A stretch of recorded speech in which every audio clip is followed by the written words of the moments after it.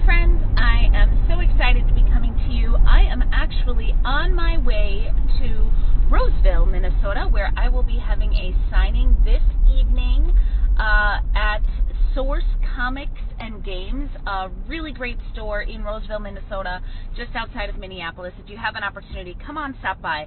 But we are still in the middle of our NaNoWriMo, so I am not going to let you off the hook just because it is a work day for me, because believe me, as a working writer, I will also be writing later. So yesterday, your first assignment in NaNoWriMo, your day one assignment, was to create an outline called Writing from Art. Feel free to check back on that, and if you just have a couple days to catch up on the last day of October, I did a little Prep-tober with you. I did a sort of a teaching on how to set your ideal workspace. So yes, 2 days ago we started this.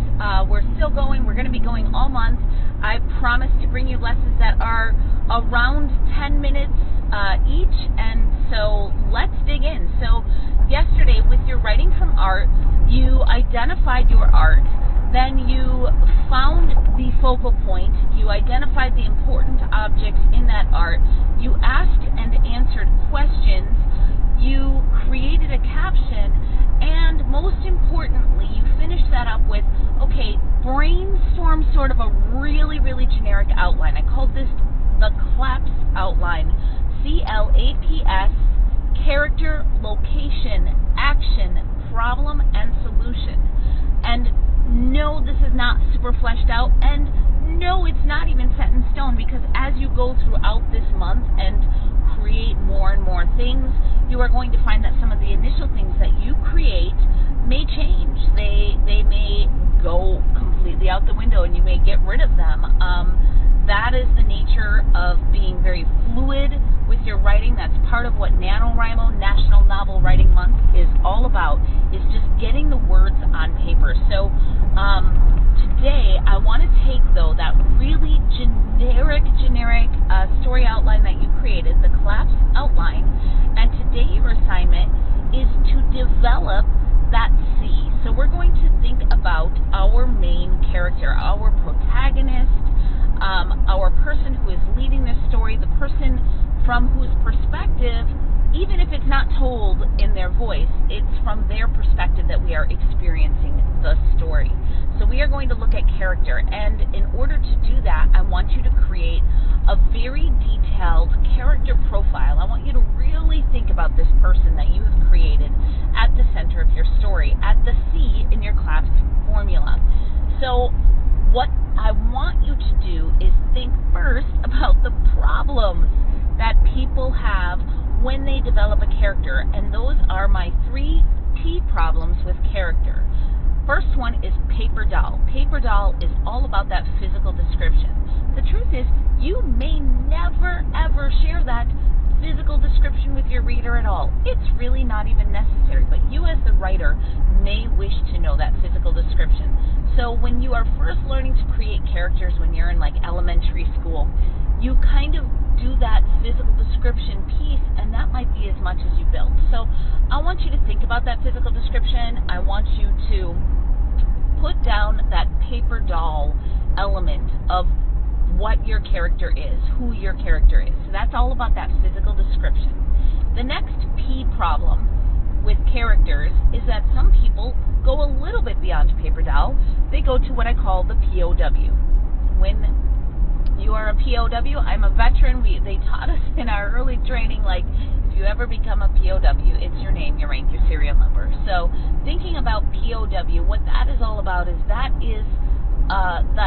statistical information about your character. So from paper doll, which is just the physical description, think about that POW information. What is the statistical information about your character? So what is their age? What is their role in life? Like, do they have a job? Do they sit in a certain position within their family? Oldest sibling, youngest sibling, only sibling, or only child, I should say. Think about that statistical information, maybe their gender, their race, their nationality. This is the statistical stuff that's part of the POW piece of your character. That last P is perfection. And this is, again, these are the 3P problems. The problems with character are when people only create a paper doll. The problems with character are when people only create that statistical information. And the problem with character is when people only create perfection. And perfection doesn't mean perfect goodness. It means perfection and black and white and absolutes. So it could mean a perfect hero with no flaws. It could mean a perfect villain with no redeeming qualities.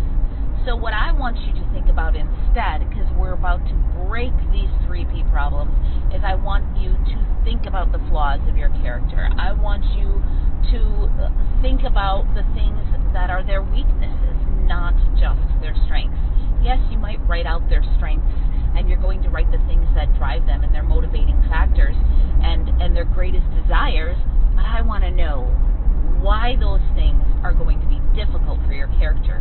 Because if you have a character who needs to make it in the world and has everything it takes to make it in the world, and then they make it, that is a really boring story. So let's talk about that perfection, sure, what they want, what makes them great, but then let's also talk about the flaws that they are going to encounter as they are on their journey to whatever it is that they need to accomplish in your story. So now we've gone through the 3P problems, we've gone through the paper doll, the POW, and the perfection. The last thing I want you to do in your creating of a character profile is I want you to go on a date with your character. Actually, this is probably like date number 3, because the truth is those 3 Ps all came out in date number 1 and date number 2, but date number 3, we're really wanting to get to know this person. So imagine you are out on a date with your character.